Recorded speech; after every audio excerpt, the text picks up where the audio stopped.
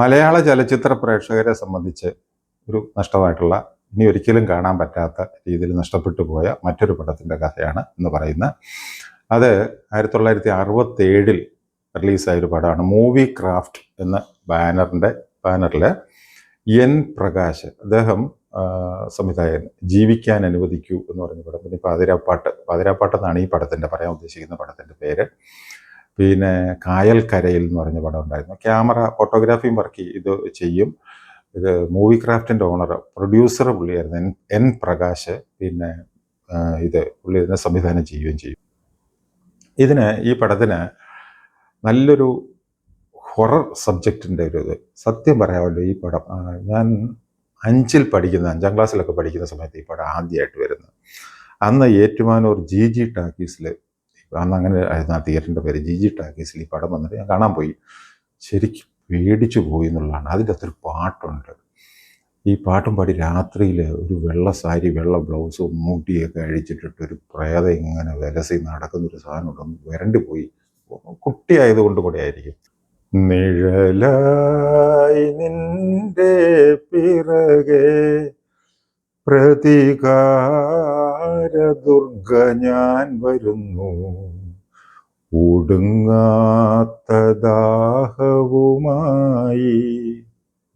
ദൈവമേ, ഈ ഒടുങ്ങാത്ത ദാഹമൊക്കെ ആയിട്ട് നിഴലായിട്ട് പുറകെ ഈ സാധനം കൂടുമല്ലോ എന്നുള്ള ഓർത്തിട്ട് ലിറിക്സും കേട്ട് ആകെ എനിക്ക് ഇഷ്ടപ്പെട്ട പടമായിരുന്നു ഈ പാതിരാപ്പാട്ടെന്ന് പറയുന്നത്. ഇത് പടം നന്നായിട്ട് വിജയിച്ചു. അതുകൊണ്ട് തന്നെ ഈ പടം പിന്നെ സെക്കൻഡും തേർഡ് റണ്ണായിട്ട് 3 തവണ ഏറ്റുവാൻ്റെ ഈ പടം വന്നു. അങ്ങനെ ഒരു ഹൈസ്കൂൾ ക്ലാസ് എത്തുമ്പോഴത്തേക്കും ഞാൻ ഈ പടം തിയേറ്ററിൽ തന്നെ 3 പ്രാവശ്യം കാണാനായിട്ട് എനിക്ക് അവസരം കിട്ടുകയുണ്ടായി. 1950കളുടെ തുടക്കത്തിൽ ഹോളിവുഡിൽ വന്ന ഹൗസ് ഓഫ് വാക്സ് എന്ന് പറയുന്നൊരു പടമുണ്ട്. ഒരു ഹൊറർ ഫിലിമായിരുന്നു.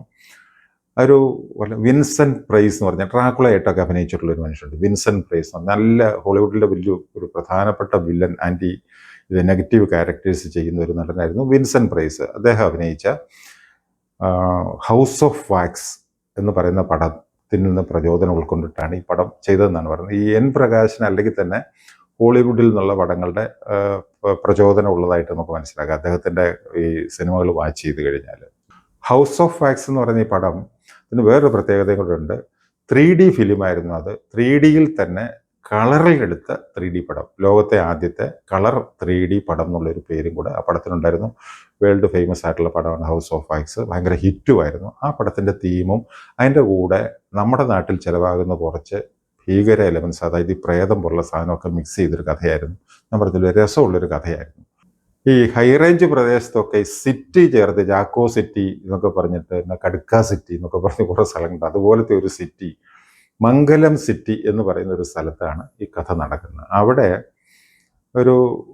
കുറേയേറെ ആൾക്കാർ അതിൻ്റെ എടുത്ത് പറയുന്ന ക്യാരക്ടേഴ്സായിട്ട് കാണിച്ചിരിക്കുന്ന അവിടെ ഒരു ക്ഷേത്രമുണ്ട്. ക്ഷേത്രത്തിലൊരു പൂജാരി തന്നെയാണ് വെളിച്ചപ്പാടായിട്ടും കൂടെ വരുന്നത്. അത് SP പിള്ളയാണ് ആ വേഷം ചെയ്തിരിക്കുന്നത്. പൂജ ചെയ്യും, ചിലപ്പോൾ ദേവി കാളിക്ഷേത്രമറ്റാണ്. അവിടെ പുള്ളി വെളിച്ചപ്പെടുകയും ഇതൊക്കെ ചെയ്യുന്ന ഒരു കക്ഷി SP പിള്ള.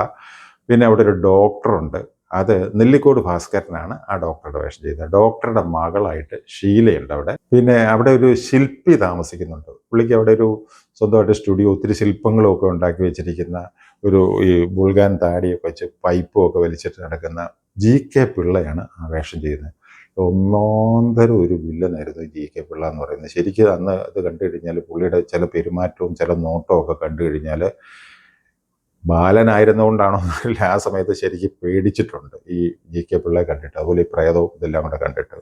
അപ്പോൾ GK പിള്ള, ഇങ്ങനെയുള്ള കക്ഷികൾ. പിന്നെ ഇയാളുടെ ഈ GK പിള്ള ഞാൻ പറഞ്ഞല്ലോ ശില്പിയായിരുന്നു. വിദേശത്തു നിന്നൊക്കെയുള്ള ആൾക്കാർ ഇയാളുടെ സ്റ്റുഡിയോ മ്യൂസിയം കാണാനായിട്ട് വരികയും ഭയങ്കര അപ്രീസിയേഷൻ. അതുപോലെ വേൾഡ് ഫേമസ് ആയിട്ട് അറിയപ്പെടുന്ന ഒരു ശില്പി എന്നുള്ള മട്ടിലാണ് ഇയാളെ GK പിള്ളയെ അവതരിപ്പിച്ചിരിക്കുന്നത്. GK പിള്ളയ്ക്ക് ഒരു ഡ്രൈവറുണ്ട്, പേടികൊടലനായിട്ടുള്ള നമ്മുടെ അടൂർ ഭാസി. പുള്ളിക്ക് ഭയങ്കര പേടിയാണ് ഡ്രൈവർ. രാത്രി എവിടെയെങ്കിലും പോകാനൊക്കെ പറഞ്ഞു കഴിഞ്ഞാലൊക്കെ പുള്ളിക്ക് ഭയങ്കര പേടിയാണ്. പുള്ളി ഇല്ല വേണ്ട സാറെന്ന് പറഞ്ഞുകൊണ്ട് നിൽക്കുന്നൊരു ടൈപ്പാണ് അടൂർ ഭാസി. ഇതൊക്കെയാണ് അവിടുത്തെ ക്യാരക്ടേഴ്സിൻ്റെ ഒരു നമ്മളൊരു പ്രതിനിധികളായിട്ട് പടത്തിലുണ്ടായിരുന്നത്. ഇനി ഞാൻ പറഞ്ഞല്ലോ, ഈ പ്രേതം ഒരു പാട്ടിൻ്റെ അകമ്പടിയോടുകൂടിയാണ് വരുന്നതെന്ന് പറഞ്ഞല്ലോ. അപ്പോൾ ഈ പാട്ടിന് ഒത്തിരി പ്രത്യേകതയുണ്ടായിരുന്നു. ലിറിക്സ് എഴുതിയിരിക്കുന്ന ഭാസ്കരൻ മാസ്റ്ററാണ്. മ്യൂസിക് ചെയ്തിരിക്കുന്ന വിജയഭാസ്കറാണ്. പുള്ളി ബേസിക്കലി കന്നഡ ഇതാണ്. കന്നഡ, തെലുങ്ക്, ഹിന്ദി, തമിഴ്, മലയാളം ഒക്കെ ആയിട്ട് അനേകം ഭാഷ 10-750 പടത്തിന് പുള്ളി മ്യൂസിക് ചെയ്തിട്ടുണ്ട്. അസമന കഴിവുള്ളൊരു പ്രതിഭയായിരുന്നു. ഈ കായൽക്കരയിൽ പോലുള്ള പടങ്ങൾക്ക് പുള്ളിയാണ് മ്യൂസിക് ചെയ്തിരിക്കുന്നത്. പിന്നെ നമ്മുടെ അടൂർ ഗോപാലകൃഷ്ണ സാറിൻ്റെ പടത്തിന് മതിലുകൾ, വിധേയൻ, കഥാപുരുഷൻ, ഈ 3 പടത്തിൻ്റെ മ്യൂസിക് ചെയ്തിരിക്കുന്ന വിജയഭാസ്കറാണ്. അപ്പം ഇതിലെ ഈ നിഴലായി നിന്റെ പിറകെ ഈ പാട്ടിൻ്റെ കാര്യം ഞാൻ പറഞ്ഞില്ലേ, ഈ പാട്ടിൻ്റെ പശ്ചാത്തലത്തിൽ വരുന്ന, അതായത് ഇത് തമ്മിലുള്ള പല്ലവി അനുപല്ലവിക്ക് ഇടയ്ക്ക് അല്ലെങ്കിൽ ഒരു ലൈൻ കഴിയുമ്പോഴുള്ള ചില വിചിത്രമായിട്ടുള്ള, അത് ഏത് എക്യുപ്മെൻ്റ്, ഏത് ഇൻസ്ട്രുമെൻ്റ് ഉപയോഗിച്ചിട്ടാണ് അത് ചെയ്തതെന്നുള്ളത് എനിക്ക് അന്നറിയില്ലായിരുന്നു. ആ ശബ്ദം കൂടെ കേട്ട് കഴിയുമ്പോഴാണ് കൂടുതലായിട്ട് നമുക്കൊരു വല്ലാത്ത ഒരു ഭീതി ജനിപ്പിക്കുന്ന രീതിയിലുള്ളൊരു മ്യൂസിക്കായിരുന്നു. പിന്നെ എത്രയോ കാലം കഴിഞ്ഞിട്ടാണ് ഞാനിത് അറിയുന്നത്. ഈ മ്യൂസിക് എന്ന് പറയുന്നത് അറക്കവാൾ ഉപയോഗിച്ചിട്ട് ക്രിയേറ്റ് ചെയ്യുന്നൊരു മ്യൂസിക്കായിരുന്നു. അറക്കവാൾ എന്ന് പറഞ്ഞാൽ നമ്മൾ ഈ തടിയൊക്കെ മുറിക്കാനായിട്ട് ഉപയോഗിക്കുന്ന അറക്കവാളുണ്ടല്ലോ. അപ്പോൾ ഈ അറക്കവാൾ മടിയിൽ വെച്ച് ഇങ്ങനെ വളച്ച് പിടിച്ചിട്ട് ഇതിൻ്റെ ആ ഒരു സൈഡിലായിട്ട് വയലിൻ വായിക്കുന്ന ബോ വെച്ചിട്ട് ഇതിങ്ങനെ ഇളക്കി അങ്ങോട്ടും ഇങ്ങോട്ടും ഇതിൻ്റെ പൊസിഷൻ മാറ്റിക്കൊണ്ട് ബോ വെച്ച് വായിക്കുമ്പോഴാണ് ഇങ്ങനത്തെ ശബ്ദം ഉണ്ടാകുന്നത്. ഒരു വിചിത്രമായിട്ടുള്ളൊരു അനുഭവമായിരുന്നു. വേറെ ഏതെങ്കിലും ഇങ്ങനെ വിജയഭാസ്കർ അത് മറ്റു പടങ്ങളിൽ ഉപയോഗിച്ചിട്ടുണ്ട്, ഈ ഇങ്ങനത്തെ മ്യൂസിക് എന്ന് പറയുന്നത്. അങ്ങനെ മ്യൂസിക്കിലൊക്കെ വളരെ പരീക്ഷണം നടത്തിക്കൊണ്ടിരുന്ന ഈ കക്ഷി, ഇഷ്ടമാണ് അങ്ങേരുടെ പാട്ടുകളെന്ന് പറഞ്ഞാൽ വിജയഭാസ്കറിൻ്റെ. ഇതിൻ്റെ കഥ എന്ന് പറഞ്ഞാൽ, കഥ തുടങ്ങുമ്പോൾ നമ്മുടെ പ്രേം നസീർ, അദ്ദേഹം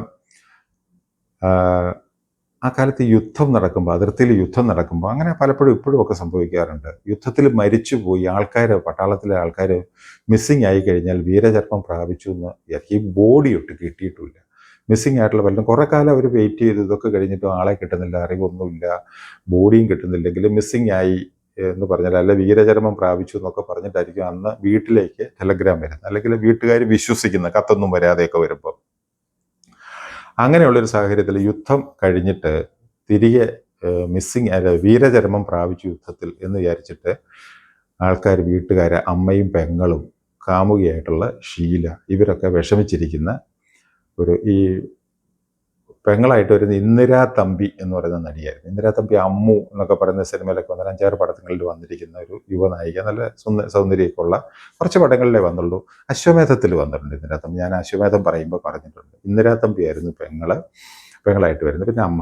അപ്പം ഇവര് ഇങ്ങനെ കരുതിയിരിക്കുകയാണ്. പക്ഷെ നസീർ യഥാർത്ഥത്തിൽ മരിച്ചിട്ടുണ്ടായിരുന്നു.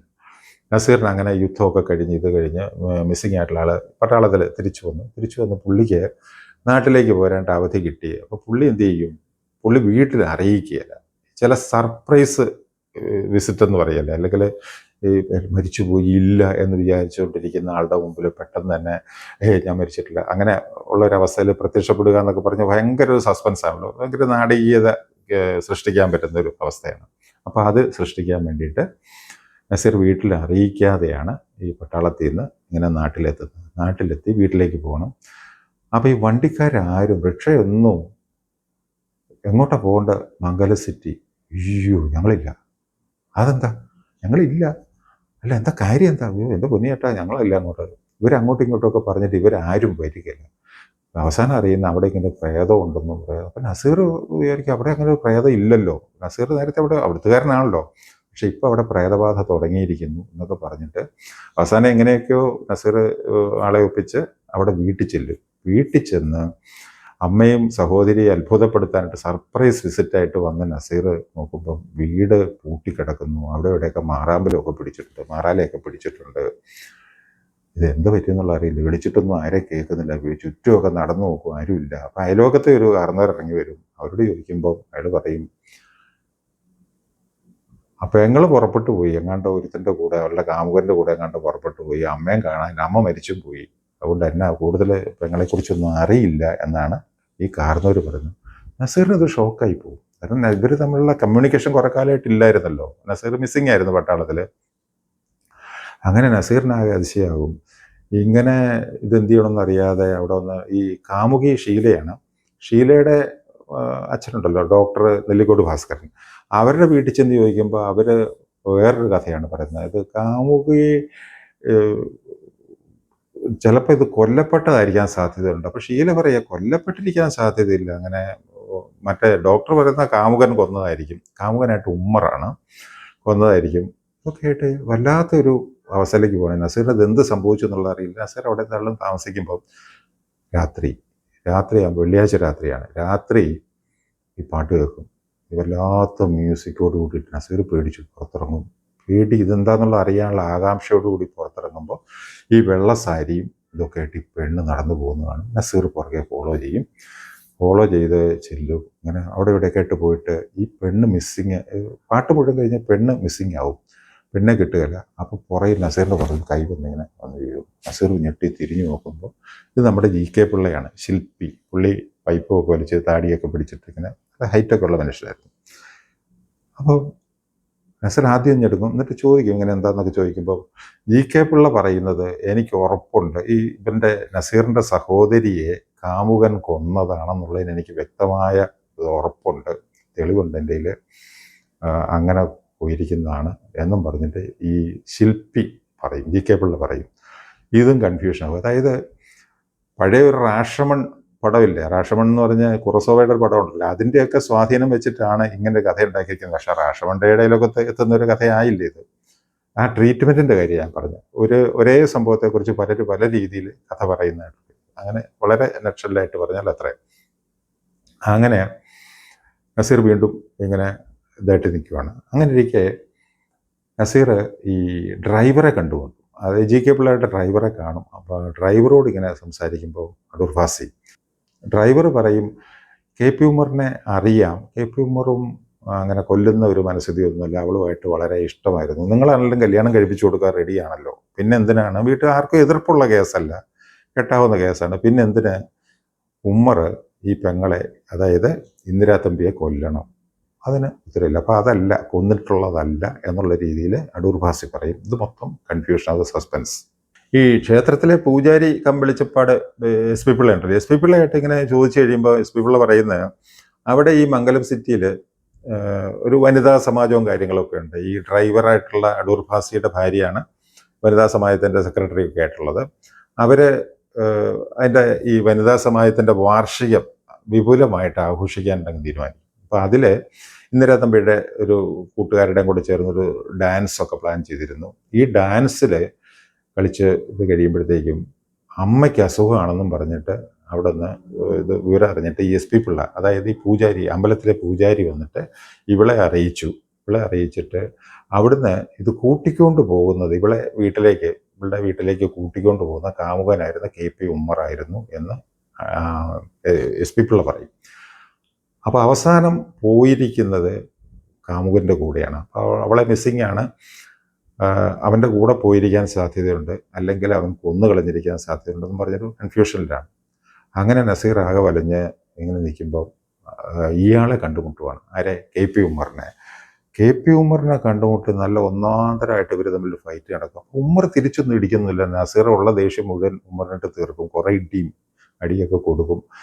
അപ്പോൾ ഉമ്മർ പറയും, ഞാൻ പറയുന്നത് നിങ്ങൾ എന്നെ എന്ത് വേണമെങ്കിലും ചെയ്തു, എന്നെ കൊന്നു കളഞ്ഞു, എനിക്കൊരു കുഴപ്പമില്ല, കാരണം ഞാൻ ഇനി ജീവിക്കുന്നതിൽ അർത്ഥമില്ല, ഞാൻ ജീവനതുല്യ സ്നേഹിച്ചിരുന്ന എൻ്റെ കാമുകി എനിക്ക് അവർ കൊന്നു കളഞ്ഞു, ഇനി ഞാൻ ജീവിക്കുന്നതിൽ അർത്ഥമില്ല എന്നൊക്കെ പറയുമ്പോൾ ഞാൻ പറയുന്നൊന്ന് കേട്ടതിന് ശേഷം നിങ്ങൾ എന്നെ എന്ത് വേണമെങ്കിലും ചെയ്തോ, ചേട്ടൻ എന്നെ എന്ത് വേണമെങ്കിലും ചെയ്തു എന്നും പറഞ്ഞിട്ട് ഉമ്മർ പറയുമ്പോൾ നസീറിന് തോന്നി ഇതിൻ്റെ അകത്ത് എന്തോ കാര്യമുണ്ടല്ലോ. അങ്ങനെ ഇത് കേൾക്കാനായിട്ട് റെഡിയായിട്ട് ഉമ്മറിനെ വിളിച്ചുകൊണ്ട് നസീർ പോകുമ്പോഴത്തേക്കും പുറകിൽ നിന്ന് ആരോ ഉമ്മറിനിട്ടൊരു കുത്തു കൊടുക്കും, കുത്തി ഉമ്മറിനെ കൊന്നുകളയും. അപ്പം അയാൾക്ക് പറയാനുണ്ടായിരുന്ന കാര്യങ്ങൾ മുഴുവൻ മിസ്സിങ് ആയിപ്പോയി. ഉമ്മറൊരു യാചകൻ്റെ വേഷത്തിലായിരുന്നു. പുള്ളി യാചകൻ്റെ വേഷം എന്ന് പറഞ്ഞാൽ പുള്ളിക്ക് എല്ലാം നഷ്ടപ്പെട്ട് കഴിഞ്ഞാൽ താടിയൊക്കെ കുറച്ച് വളർന്ന് ഇങ്ങനെ ഒരു ഇതൊന്നുമില്ല, ശ്രദ്ധയൊന്നുമില്ല നടക്കുന്ന കൂട്ടത്തിലായിരുന്നു. അങ്ങനെ ഈ ഉമ്മറിനെ ആരോ നസീറിൻ്റെ സാന്നിധ്യത്തിൽ നസീറുമായിട്ട് നടന്നു പോകുമ്പോൾ പുറയുന്ന കത്തിക്ക് കുത്തി ഉമ്മർ മരിച്ചു പോയിട്ട് ഇത് പോലീസ് കേസാവും. പോലീസ് കേസായി അന്വേഷണമൊക്കെ വരുമ്പം ഇതിന് രണ്ടുപേരാകും. ഈ അമ്പലത്തിലെ പൂജാരിയും SP പിള്ളയും കാമുകിയുടെ അച്ഛനായിട്ടുള്ള നെല്ലിക്കോട് ഭാസ്കരൻ ഡോക്ടറും ഇവർ രണ്ടുപേരും നസീറിനെതിരെ കള്ളസാക്ഷി പറഞ്ഞിട്ട് നസീർ കൊന്നതാണ് എന്നുള്ള, ഉമ്മറിനെ കൊന്നത്, അതായത് പെങ്ങളെ നശിപ്പിച്ച പെങ്ങളുടെ കാമുകനെ കൊന്നത് നസീറാണ് എന്ന് കള്ളസാക്ഷി പറഞ്ഞതിൻ്റെ പേരിൽ നസീർ അകത്തായി പോകും, ജയിലിലായി പോകും. നസീറിന് ഇത് ആകെ വിഷമാവും. കാരണം എന്തെല്ലാം പ്രതീക്ഷയോടുകൂടി നഷ്ടപ്പെട്ടു എന്ന് കരുതിയിരുന്ന ജീവിതം തിരികെ കിട്ടി സന്തോഷമായിട്ട് ജീവിക്കാനായിട്ട് പട്ടാളത്തിൽ നിന്ന് അവധിക്ക് വന്നതാണ്. ഇവിടെ വന്നു കഴിഞ്ഞപ്പോൾ മൊത്തം തകിടം മറിഞ്ഞ് കിടക്കുക. അപ്പോൾ നസീർ ഇതിനെന്താണേലും ഇതിൻ്റെ സത്യാവസ്ഥ കണ്ടുപിടിച്ചിട്ടേ പറ്റുള്ളൂ എന്നുള്ള രീതിയിൽ പുള്ളി അവിടുന്ന് ജയിലിൽ ചാടും. അപ്പോൾ ഈ നസീറിനെ ഈ ജയിലിലാകാൻ കാരണം ശരിക്കും കള്ളസാക്ഷി പറഞ്ഞത് നമ്മുടെ പൂജാരി SP പിള്ളയും കാമുകിയുടെ അച്ഛനായിട്ടുള്ള നെല്ലിക്കോട് ഭാസ്കരനുമാണ്. അപ്പോൾ അവരോട് പ്രതികാരം തോന്നി. അവരെ ഇടിച്ച് പരുവപ്പെടുത്തണം, ഇവരെ കാര്യങ്ങൾ അറിയണം എന്ന് കരുതിയിട്ടാണ് നസീർ ജയിലിൽ ചാടുന്നത്. പുറകെ പോലീസുണ്ട്. നസീർ ഇങ്ങനെ കുറേ ചേസും കാര്യങ്ങളൊക്കെ ഉണ്ട്. പോലീസ് പുറകെ ഇട്ട് ഓടിക്കുന്നു. നസീർ അവിടെ ഓടുന്നു, ഇവിടെ ഓടുന്നു, മരത്തിന് മറിഞ്ഞിരിക്കുന്നു, കെട്ടിടത്തിനും അതിലിന് മറിഞ്ഞിരിക്കുന്നു. ഇങ്ങനെയൊക്കെ ഓടി നസീർ വരും. വന്നിട്ട് ഇതിൻ്റെ ഇടയ്ക്കൊക്കെ സംഭവിച്ച ഈ കേസും ഇതൊക്കെ വന്ന് നസീർ ജയിലിലാവുകയൊക്കെ വന്നപ്പോൾ സംഭവിച്ചൊരു കാര്യം, ഷീലയ്ക്ക് നസീറിനോട് പ്രണയമായിരുന്നല്ലോ. അപ്പം അങ്ങനെയുള്ള നസീറിനെ സ്വന്തം അച്ഛനും കൂടെ ചേർന്ന് കള്ളസാക്ഷി പറഞ്ഞ് ജയിലിലാക്കി എന്നുള്ള കേസിൽ കുടുക്കി ജയിലിലാക്കി എന്ന് പറഞ്ഞ് ഷീലയ്ക്ക് ഒരു വലിയ ഷോക്കായി പോവും. മാനസികമായിട്ട് ഷീല തകർന്നു പോവും. ഷീലയ്ക്ക് അതൊരു ഒരുതരം അസുഖം പോലെ വന്നിട്ട് ഭക്ഷണം കഴിക്കാൻ വയ്യ. അങ്ങനെയൊക്കെ ഷീല ക്ഷീണിച്ച് വരുന്നു. ഇത് നെല്ലിക്കോട് ഭാസ്കരനാണ്, മറ്റാരും ഇല്ല, ഈ മകള് മാത്രമേ ഉള്ളൂ. അങ്ങനെ ഇരിക്കുന്ന ഈ മകളും കൂടെ നഷ്ടപ്പെട്ടു പോകുമോ എന്നൊക്കെ ഒരു പേടി നെല്ലിക്കോട് ഭാസ്കരന് വന്ന് പുള്ളി അപ്പം ഈ പറഞ്ഞ കള്ളസാക്ഷ്യത്തിന് പുള്ളിക്ക് എന്തൊക്കെയോ രഹസ്യങ്ങളൊക്കെ അറിയാം. അപ്പം ഈ രഹസ്യങ്ങൾ അറിയാവുന്ന കാര്യങ്ങൾ നസീറിൻ്റെ ഒക്കെ പറഞ്ഞേക്കാം എന്നൊക്കെ കരുതിയിരിക്കുന്ന സമയത്താണ് ഈ നസീർ ജയിലിൽ ചാടി വരുന്നതും ഇവരെ അന്വേഷിച്ച് എത്തുന്നതും ഒക്കെ. അങ്ങനെ നസീർ ഇവിടെ മതിലൊക്കെ ചാടി ഇവിടെ ഇയാളുടെ വീട്ടിൽ വരും, കാമുകിയുടെ വീട്ടിലെത്തും. അവിടെ നെല്ലിക്കോടനെ പിടിക്കുമ്പോൾ നെല്ലിക്കോടൻ പറഞ്ഞു, ഞാൻ നിന്നോടെല്ലാം തുറന്ന് പറയാനിരിക്കുമായിരുന്നു എന്നും പറഞ്ഞിട്ട് ഈ സംഭവിച്ച കാര്യങ്ങൾ ഒക്കെ പറഞ്ഞു വരും. ഈ പറഞ്ഞു വരുമ്പോൾ ഇതിൻ്റെ അകത്ത് വില്ലത്തരം, ഇതിൻ്റെ പുറകിൽ പ്രവർത്തിച്ച ആൾ ഈ ശില്പിയായിട്ടുള്ള, അന്താരാഷ്ട്ര പ്രസിദ്ധനായിട്ടുള്ള ശില്പിയായിട്ടുള്ള GK പിള്ളയാണ് എന്നുള്ള കാര്യം പുറത്ത് നെല്ലിക്കോട് ഭാസ്കരൻ പറയുവാണ്. അപ്പോൾ അയാളുടെ പ്രേരണയ്ക്ക് വഴങ്ങേണ്ട ചില സാഹചര്യങ്ങൾ ഉണ്ടായിട്ടാണ് ഡോക്ടർ ഇതിനെ കള്ളസാക്ഷി, പൂജാരി അങ്ങനെ തന്നെ കള്ളസാക്ഷി പറയുന്നത് എന്ന് പറയുവാണ്. പക്ഷെ അപ്പോൾ ഒരു വെടി പൊട്ടിയത് ഈ ഡോക്ടർക്കിട്ട് കൊള്ളും. ഡോക്ടറെ വെടിവെച്ചതാണ്. GK പിള്ളയുടെ ജോലിക്കാരിൽ ആരോ ഒരാൾ വന്നിട്ട് ഈ നെല്ലിക്കോടനെ വെടിവെക്കും, നെല്ലിക്കോട് ഭാസ്കരനെ വെടിവെക്കും. അതായത് കാമുകിയുടെ ഷീലയുടെ അച്ഛനെ വെടിവെക്കും. പുള്ളി മരിക്കും. ഇയാൾ വെടിവെച്ച ആൾ ഓടിപ്പോകും. പുറകെ നസീർ ഫോളോ ചെയ്യും. അങ്ങനെ GK പിള്ളയുടെ വീട് അന്വേഷിച്ച് വരുന്നു. അവിടെ GK പിള്ളയുടെ വീടിൻ്റെ ചുറ്റും കുറേ ഗുണ്ടകളും കാര്യങ്ങളൊക്കെ ഇയാൾ ചെലവും കൊടുത്ത് പാർപ്പിച്ചിട്ടുണ്ട്. അവരുമായിട്ടൊക്കെ ഏറ്റുമുട്ടേണ്ടി വരും. നല്ല ഒന്നാന്തര ഇടിയെല്ലാം കഴിഞ്ഞ് അവിടുന്ന് അകത്ത് കയറിയിട്ട് ഇയാളെ GK പിള്ളയെ നേരിടും. അങ്ങനെ GK പിള്ളയായിട്ടുള്ള ശരിക്കുള്ളൊരു ഫൈറ്റ് നടക്കുകയാണ്. ഇതിനിടയ്ക്ക് വെടിയും ഇതൊക്കെ ഉണ്ട്. ഈ ഫൈറ്റിൻ്റെ ഇടയ്ക്ക് അവിടെ ഈ ഫൈറ്റ് ഈ GK പിള്ളയുടെ വീട്ടിൽ നിന്ന് ഈ ഫൈറ്റ് ഇങ്ങനെ പുരോഗമിച്ച് ഇയാളുടെ സ്റ്റുഡിയോയിലേക്ക് എത്തും. അപ്പോൾ അവിടെ ഒത്തിരി ശില്പങ്ങളും കാര്യങ്ങളൊക്കെ ഇങ്ങനെ ഉണ്ടാക്കി വെച്ചിട്ടുണ്ട്. ഈ ശില്പത്തിൻ്റെ ഒക്കെ ഇടയ്ക്കൂടെ ഒക്കെ പോയിട്ടൊക്കെയാണ് ഈ ഫൈറ്റും കാര്യങ്ങളൊക്കെ നടക്കുന്നത്. അങ്ങനെ അവിടെ വെച്ച് ഇയാളെ കീഴ്പ്പെടുത്തും. നസീർ കീഴ്പ്പെടുത്തും. GK പിള്ള കീഴ്പ്പെടുത്തി പുള്ളി. അപ്പോഴത്തേക്കും പുള്ളി ഇവരെ അറിയിച്ച് ഇയാളെ പിന്തുടർന്ന് വന്ന പോലീസുകാരും അവരൊക്കെ ഉണ്ടല്ലോ. അപ്പോൾ പോലീസും എല്ലാം കൂടെ വന്നു കഴിയുമ്പോഴത്തേക്കും അതുവരെ GK പിള്ളയുടെ ഡ്രൈവറായിട്ടിരുന്ന പേടിത്തൊണ്ടനായിട്ടുള്ള അടൂർ ഭാസി അവിടെ സംഭവിച്ചൊക്കെ പുള്ളി ശരിക്കും ഒരു CID ഓഫീസറായിരുന്നു. CID ഓഫീസറായിട്ടുള്ള അടൂർ ഭാസി ഈ അവിടെ സംഭവിച്ച കാര്യങ്ങളും ഇതെല്ലാം പോലീസിനോടും ഓഡിയൻസിനോടുമായിട്ട് പറയുന്ന പോലെ, നസീറിനോടും കൂടെ ആയിട്ട് പറയുന്ന പോലെയാണ് ഈ കഥ മുഴുവൻ വെളിവായിട്ട് വരുന്നത്. ഈ ശില്പി എന്ന് പറയുന്ന ആൾ GK പിള്ള ഈ ശില്പങ്ങൾ ഉണ്ടാക്കിയിരുന്നത് ഈ സുന്ദരികളായ പെൺകുട്ടികളെയൊക്കെ കൊണ്ടുവന്ന് ഇവരെ ഒരുതരം ലായനി, മെഴുകു പോലത്തെ എന്തോ ഒരു സാധനം ഉരുക്കി ഉണ്ടാക്കുന്ന ഒരു ലായനിയിൽ മുക്കിയിട്ട് അവരുടെ രൂപം പ്രതിമയാക്കി മാറ്റുമായിരുന്നു. അങ്ങനെ അവിടെ ഉണ്ടാക്കി വെച്ചിരിക്കുന്ന പട്ടിയുടെയും പൂച്ചയുടെയും ഇതിൻ്റെയൊക്കെ ഉണ്ട്. പട്ടിയെ പിടിച്ചുകൊണ്ട് പോയി ലായനിയും ഒക്കെ ഇട്ട് പ്രതിമയാക്കുക, പൂച്ചയെ പിടിച്ചുകൊണ്ട് പോയിട്ട് ഇങ്ങനെ ഇതാക്കുക മനുഷ്യരെ. അങ്ങനെ ഈ പ്രതിമയാക്കാൻ നല്ല സൗന്ദര്യമുള്ള ഡാൻസും കൂടെ ചെയ്യുന്ന പെണ്ണായിരുന്നുകൊണ്ട് ഇന്ദിരാ തമ്പി, നസീറിൻ്റെ സഹോദരി, നല്ല ഷെയ്പ്പൊക്കെ ഉള്ളൊരു ഇതായിരുന്നു. ആ ഷെയ്പ്പിൽ ആകർഷനായിട്ട് അവളെയും ഇതുപോലത്തെ ലായനിയിൽ മുക്കിയിട്ട് GK പിള്ള ഒരു പ്രതിമയാക്കി മാറ്റുമായിരുന്നു. ആ പ്രതിമ അവിടെ നമ്മളെ കാണിക്കുന്നുണ്ട്. ഇന്ദിരാ തമ്പിയുടെ ഈ പെങ്ങളുടെ പ്രതിമ എന്ന് പറയുന്നത് അതെങ്ങനെ കാണിക്കുന്നു. അങ്ങനെ ഇതെല്ലാം കഴിഞ്ഞ് അടൂർ ഭാസി തന്നെ തൻ്റെ ഈ കാര്യങ്ങൾ പറയുന്നു. കൂട്ടത്തിൽ അവിടുത്തെ പ്രേതം എന്ന് പറയുന്നത്, ഞാൻ ആദ്യം പറഞ്ഞില്ലേ, ഈ അടൂർ ഭാസിയുടെ ഭാര്യ ഒരു സാമൂഹ്യ പ്രവർത്തകയായിരുന്നു, വനിതാ സമാജം ഉണ്ടെന്നൊക്കെ പറഞ്ഞില്ലേ. അപ്പോൾ അതിൻ്റെ സെക്രട്ടറി ആയിട്ട് പകൽ സമയമൊക്കെ കണ്ടിരുന്ന ഒരു വായാടിയായിട്ടുള്ള സ്ത്രീയായിട്ട് കണ്ടിരുന്ന ഈ സ്ത്രീയായിരുന്നു ഈ പ്രേതമായിട്ട് വെള്ളസാരിയൊക്കെ കൊടുത്ത് ഇവരുടെ പുറവശത്ത് ഇങ്ങനെ ഒളിപ്പിച്ചു വെച്ചിരിക്കുന്ന ഒരു ടേപ്പ് റെക്കോർഡറുണ്ട്. ആ ടേപ്പ് റെക്കോർഡറിൽ എങ്ങനെയോ റെക്കോർഡ് ചെയ്ത് വെച്ചിരുന്ന ഒരു പാട്ടാണ് ഇത് കേട്ടുകൊണ്ടിരുന്നത്. ഈ നിഴലായി നിന്റെ പിറകെ എന്ന് പറയുന്ന പാട്ട് കേട്ടുകൊണ്ടിരുന്നത്. അങ്ങനെ ആൾക്കാരെ മുഴുവൻ പേടിപ്പിച്ചൊക്കെ നിർത്തുന്ന ഒരു ജെ കെ പിള്ളയ്ക്ക് ഒന്നും അറിയില്ലായിരുന്നു ഇത് എന്താണ് സംഭവം എന്നുള്ളത്. അങ്ങനെ എല്ലാവരും ഭീതിയിലാഴ്ത്തിക്കൊണ്ട് ഈ കേസ് തെളിയിച്ചെടുക്കുന്ന പോലത്തെ ഒരു സാധനമാണ്. ഇതൊക്കെ കഴിയുമ്പോഴത്തേക്കും പോലീസ് അടൂർ ഫാസി പറയുന്നത് ഇയാളുടെ കയ്യിൽ വീരശൃംഖല അണിയിക്കുന്നു എന്നാണ് പറയുന്നത്, ആരെ ജി കെ പിള്ളയുടെ. അങ്ങനെ വീരശൃംഖല അണിയിച്ച് അവരെ അറസ്റ്റ് ചെയ്ത് കൊണ്ടുപോകും. ഷീലയുടെ രോഗം ഭേദപ്പെടും, ഷീലയെ പ്രേംനസീർ കല്യാണം കഴിക്കും, അവരങ്ങനെ സുഖമായിട്ട് ജീവിക്കുന്നതായിട്ടാണ് കഥ തീരുന്നത്. ഇതിലെ പറഞ്ഞില്ലേ പാട്ടിൻ്റെ കാര്യം. പിന്നെ അനുരാഗക്ഷേത്രത്തിൽ നട തുറന്നു, അങ്ങനെ ഒരു പാട്ടുണ്ട്. പിന്നെ അങ്ങനെ വേറെ കുറച്ച് പാട്ടുകൾ കൊണ്ടിട്ട് പാട്ടൊക്കെ നല്ലതായിരുന്നു. ഞാൻ മ്യൂസിക് ഡയറക്ടറെ കുറിച്ച് പറഞ്ഞല്ലോ, നല്ല പാട്ടുകളൊക്കെ ആയിരുന്നു. എന്താണെങ്കിലും പറഞ്ഞില്ലേ, ഏറ്റുമാനൂർ പോലത്തെ ഒരു സ്ഥലത്ത് 3ാമത്തെ പ്രാവശ്യവും പ്രദർശനത്തിന് വന്ന നന്നായിട്ട് ഹിറ്റായൊരു പടമായിരുന്നു ഈ പാതിരാപ്പാട്ട്. എനിക്ക് അന്നും ഇന്നും ഒക്കെ എനിക്ക് ഇഷ്ടപ്പെട്ടൊരു പടമായിരുന്നു. കാര്യം അതിൻ്റെ അകത്ത് ഒത്തിരി പാളിച്ചകളും കാര്യങ്ങളൊക്കെ ഉണ്ടെങ്കിലും കണ്ടിരിക്കാൻ രസമുള്ളൊരു പടമായിരുന്നു. അത് നഷ്ടപ്പെട്ടു പോയി എന്ന് പറയുന്നത് ഇന്നത്തെ പ്രേക്ഷകരുടെ ഒരു ദൗർഭാഗ്യം എന്ന് മാത്രമേ പറയാനുള്ളൂ. ഇതൊക്കെയായിരുന്നു ഈ പാതിരാപ്പാട്ടിൻ്റെ കഥയും ഇതിനെക്കുറിച്ചുള്ള ഓർമ്മകൾ.